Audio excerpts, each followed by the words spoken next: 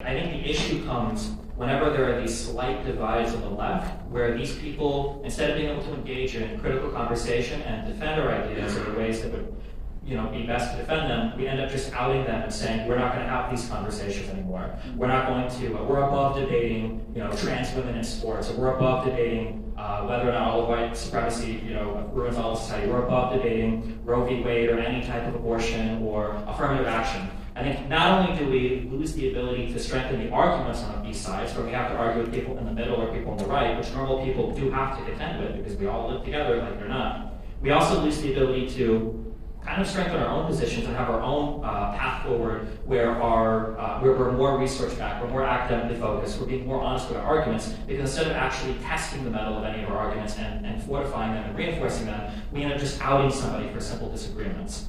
And I think we're seeing that that has had drastically horrible real-world impacts. I think at the University of Washington, saying that they're not going to walk back a positive headline on a trans study because they think it'll look bad. Or I think of all of the fighting that the left does, not calling any particular people, but with Jesse Singal, who writes a lot of articles about trans-related issues. Rather than people being able to engage with any of these issues honestly, with good arguments, and to reinforce arguments or attack the other side, it just instantly becomes an outing of whatever transphobic, ism, whatever you can call the other person, and then you just kind of move on and forget about it. But Singal is transphobic, and the thing is that he can have liberal and progressive opinions on other things, but his opinions are transphobic. So you can make claims about individual opinions, and no one's saying you're never allowed to vote Democrat again, Jesse. You're out of the club. But that those opinions and over focus on the sister myth and things like that is a transphobic impulse. I think that it just makes people principled and clearer.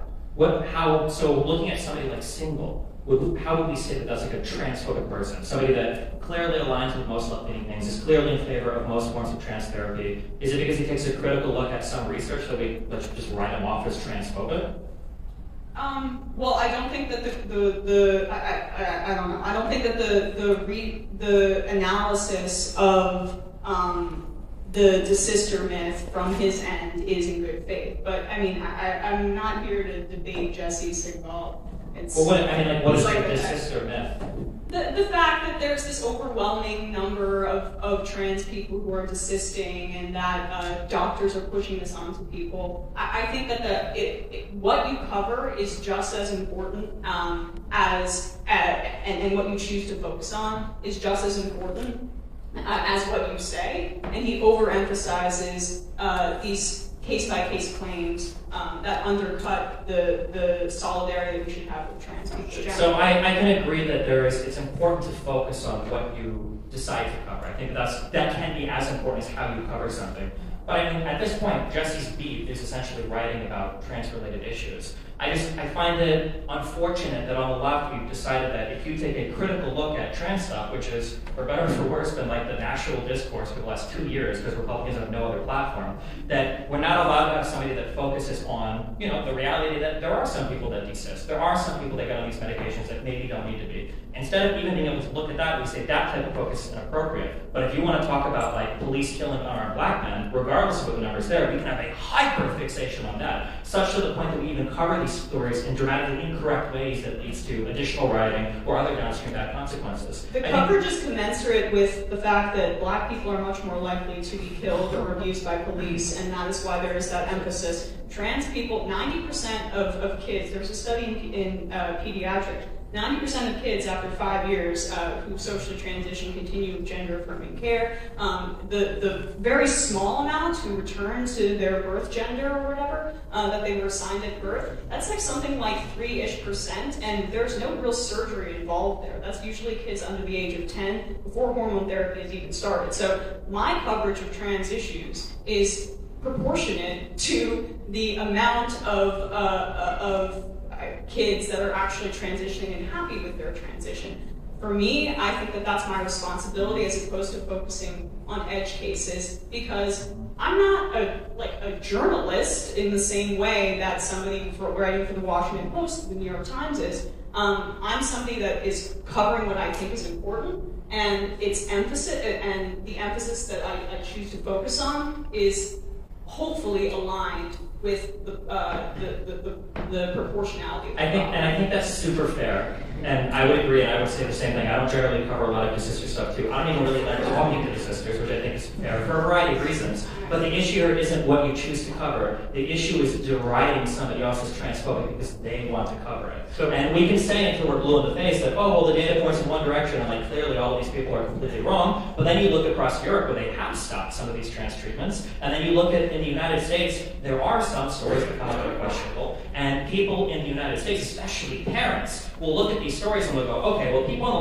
left say that it's all fake. A whole bunch of people seem to be disagreeing, and the only people that want to have these conversations are people on the right. On the left, you can't even talk about it because people like you will say, oh, well, those people are transphobic.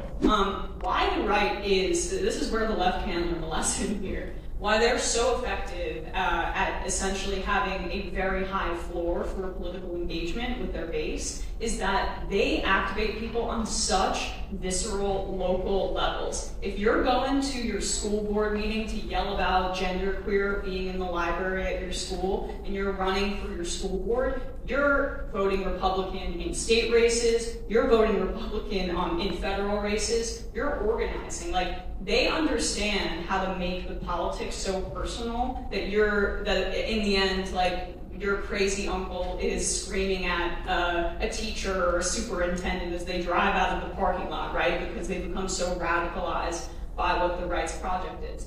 The left doesn't have like reactionary impulses that they can instill in their base to do the same thing, but that is something that we can improve on when you make politics personal to people's lives. They're much more likely to be activated in a variety of different ways. So in terms of my advice or something I'd like to see, that's something I think we share, Vaush.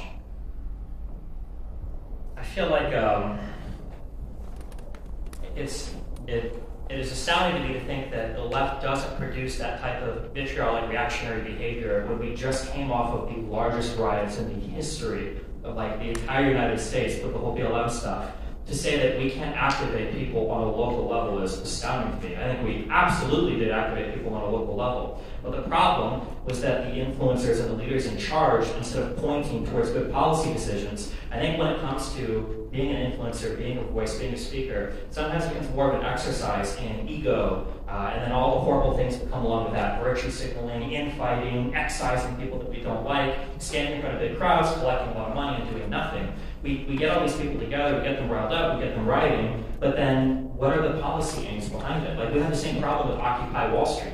What were the policy aims of that? There was nothing. Like, corporations aren't people in what, a tax sense? It didn't even make sense. You know, the same thing with the BLM stuff. Like, what were the policy goals after that? Some people, sad enough, actually tried to fight with certain policy goals. I remember A Can't Wait was one of those, and so many people on the left made fun of those where they're like, oh, this A Can't Wait is a blah, blah, blah. We need to abolish the police. We need to defund the police. Every place where they tried that, they basically failed, and everything was averted, like, in a year or two. I think that the left can activate people on a local level. I think they've done it. We all just watched them do it for, an entire season of rioting. I think the problem is we just don't point at effective policy goals, because I think really it relates back to the first question. It feels like sometimes when I look at people on the left that do online politics, it feels like it's an exercise in ego flexing and financial furthering and these types of like clout building activities, rather than what are the things that I can do to activate my audience to go to a local election and vote.